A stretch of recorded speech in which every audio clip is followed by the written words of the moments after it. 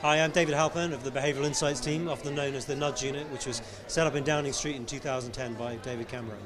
What are you most excited about, having read all 92 pages of The Health of the Nation, Healthier, Longer Lives report from the APPG?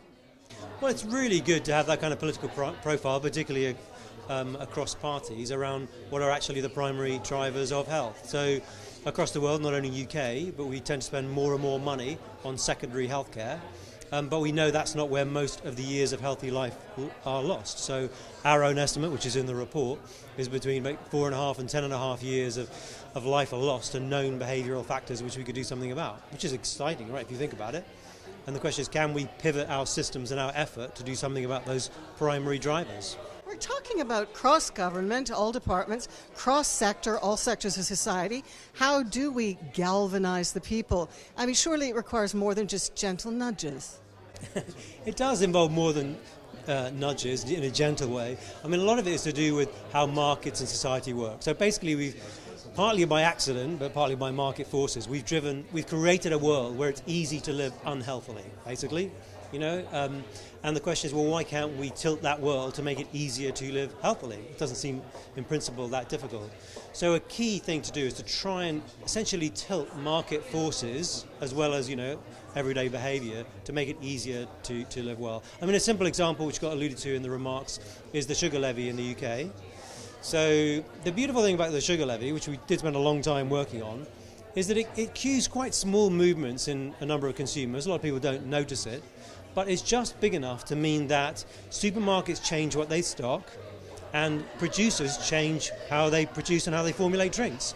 So there's a 21% reduction in sugar already in the UK as a result of that change. So what you're trying to do is you're trying to lean on those kind of upstream market forces. So it's just much easier to live healthily. Even if you never read the label, there's now just less sugar in British drinks. That can be done in many other areas, and in general we obsess about what's called frictional factors, making it easy to do the right thing. Is it easy to walk to work or to cycle? Is it easy to live healthily or choose healthily when you walk into a supermarket? Or even if you're going to quit smoking, what's the lowest friction way of getting people to quit smoking? Well, I guess, the thing is, we see what sort of local opposition there always is when local government tries to institute cycle lanes. I mean, surely there needs to be some sort of point where central government has a role in saying, no, this is the way it is, no opposition, please, let's just get this rolled out. Well, there is some of course central government should have a key role in it, but it's also people's lifestyles. So it does matter. My own view is one of the things that governments might want to think about more is ask the public. So if you again take an example like sugar levy or smoking ban was talked about, ministers and governments historically were very worried. They were very worried about public reactions, whereas when it happened, people were like, actually, that's a really good idea, isn't it fine? So it raised the question of why not ask the public, look, it's your lifestyle, let's look at the forces driving these behaviours. How would you like it? Would you like, how do you feel about chocolate at checkouts? If you ban it, you might have the Daily Mail up in arms about it, but you might say, well, if we ask a load of mothers and customers, how do you feel about it? The chances are they'll say, actually, it's much better to have a guilt-free aisle we can walk through with our kids. So there's something of a coming together where you mobilise public support and interest around particular levers and interventions that will make a difference. And then, of course, yes, central and local government has a role to step up.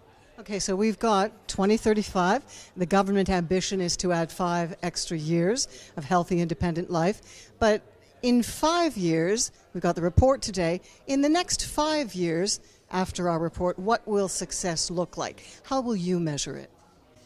Well, I think you take some quite concrete measures. I mean, we actually tend to put out in the report 6 sort of primary factors, but smoking alone, for example, that's 1 to 2 years across the whole of UK. But of course, for the smokers, the 15% who are left, that's a massive effect. Well, what can we do? We're doing not enough, and nowhere near enough on smoking cessation. It's very cheap, very effective. What we do to drive it, and the remaining smokers disproportionately have an impact. Are in contact with health services. What supermarkets are selling, is it in general healthier? Right? Can we move the profile of that? Can we make it easier for people to exercise? When you're choosing where to work, can you see not only how much you'll earn, but can you see is it a place where people are happy as a workplace in terms of a stress and load on Glassdoor or wherever it would be? So I think you should be able to see within 5 years, have we got in some of those levers and prompts to help people make better, healthier lifestyle choices? And if we do get some of those in place, you're also seeing markets move as well as general population movements. Thank you so much. David Halpern.